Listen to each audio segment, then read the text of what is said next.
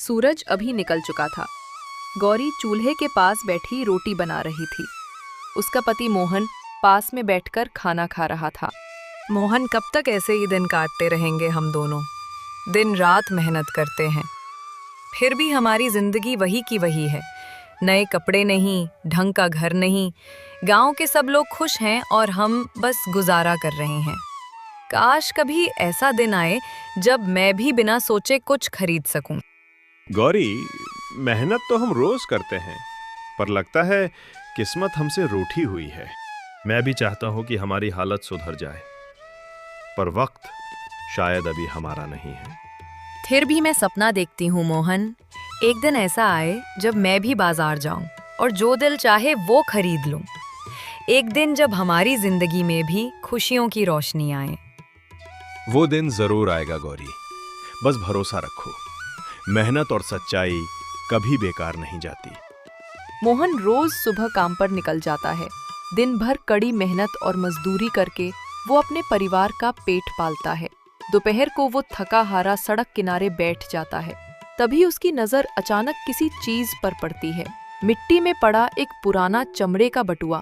उसने बटुआ उठाया और झट से खोला। बटुए में तो पैसों का ढेर भरा था। रुपयों के साथ साथ बटुए में एक छोटी सी पर्ची भी रखी थी, जिस पर किसी घर का पता लिखा हुआ था। वो जो हर दिन पेट भरने लायक रोटी भी मुश्किल से जुटा पाता था, आज इतने सारे रुपए देखकर उसका मन उलझ गया। लेकिन लालच से पहले उसकी ईमानदारी थी। इतने सारे पैसे जिसका भी बटुआ होगा, उसने कड़ी मेहनत करके कमाए होंगे। अगर मैं इन्हें अपने पास रख लूं तो हमारी भूख तो मिट जाएगी, पर मेरी ईमानदारी खत्म हो जाएगी। वो भले ही गरीब था, फिर भी उसका दिल सच्चाई और ईमानदारी से भरा हुआ था। वो बटुआ लेकर धीरे धीरे घर की तरफ चल पड़ा। शाम का समय था। मोहन कमरे में चुपचाप बैठा था, जैसे किसी गहरी सोच में डूबा हो। तभी गौरी धीरे धीरे कमरे में आती है और उसके पास बैठ जाती है। मोहन, क्या बात है? इस तरह चुपचाप किस सोच में डूबे हो? ये इतने सारे पैसे तुम्हारे पास कहाँ से आए? गौरी, ये पैसे मेरे नहीं हैं, मुझे ये रास्ते में पड़े मिले थे, इसलिए मैं इन्हें संभाल कर घर ले आया हूँ। सोच रहा हूँ किस बेचारे के होंगे, कितना परेशान होगा वो इन्हें ढूंढने में। मैं कल ही उन्हें ढूंढने जाऊंगा और उनके पैसे उन्हें लौटा दूंगा। ढूंढना क्यों है? जिसके भी ये पैसे होंगे अब तो उसके हाथ से निकल गए, अब ये हमारे हो गए। लगता है भगवान ने आखिरकार हमारी सुन ली। पर गौरी, ये किसी और का है। अगर हमने इसे रख लिया तो क्या हम सही करेंगे? अरे मोहन, जिसने ये खोया है वो जरूर अमीर होगा। उसके लिए ये पैसे कुछ नहीं होंगे, पर हमारे लिए तो ये सब कुछ है। हमने हमेशा मेहनत की, फिर भी हमारे हिस्से में कभी खुशियां नहीं आई। अब जब मौका खुद चलकर आया है तो क्यों छोड़ दें? सोचो मोहन, हमारा भी अच्छा घर हो जाएगा और हमारे बच्चे को अच्छे स्कूल में पढ़ने का मौका मिलेगा। शायद तुम सही कह रही हो गौरी, जिंदगी में पहली बार ऐसा मौका मिला है। रात को दोनों खाना खाकर सोने चले गए, लेकिन मोहन की आंखों से नींद कोसों दूर थी। पैसों का लालच उसके मन में था, पर साथ ही उसके भीतर की ईमानदारी उसे कचोट रही थी। तभी अचानक उसे अपने बचपन की वो बातें याद आ गईं, जब उसके पिता कहा करते थे, बेटा, चाहे हालात कितने भी बुरे हों, पर कभी किसी का हक मत छीनना। सच्चाई से बड़ा कोई धन नहीं होता। झूठ और बेईमानी से मिला सुख कुछ वक्त का होता है, पर सच्चाई की राह पर चलने वाला हमेशा चैन से सोता है।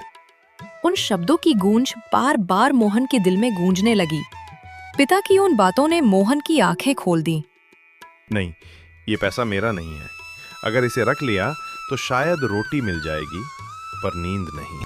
वो अगले दिन उस पते पर पहुंच जाता है जो उस पर्ची में लिखा था।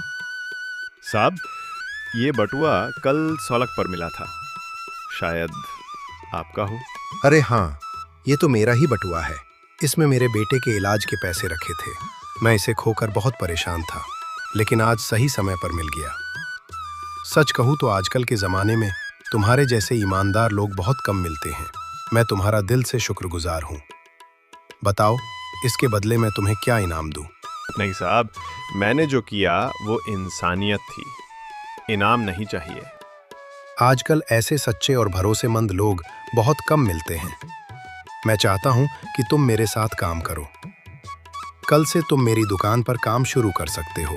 ये सुनकर मोहन बहुत खुश हुआ और घर आकर उसने सारी बातें गौरी को बताई। ये सुनकर गौरी खुश हुई और साथ ही उसे पछतावा भी हुआ। मोहन, मैं बहुत शर्मिंदा हूँ, मैंने लालच में आकर गलत सोचा था।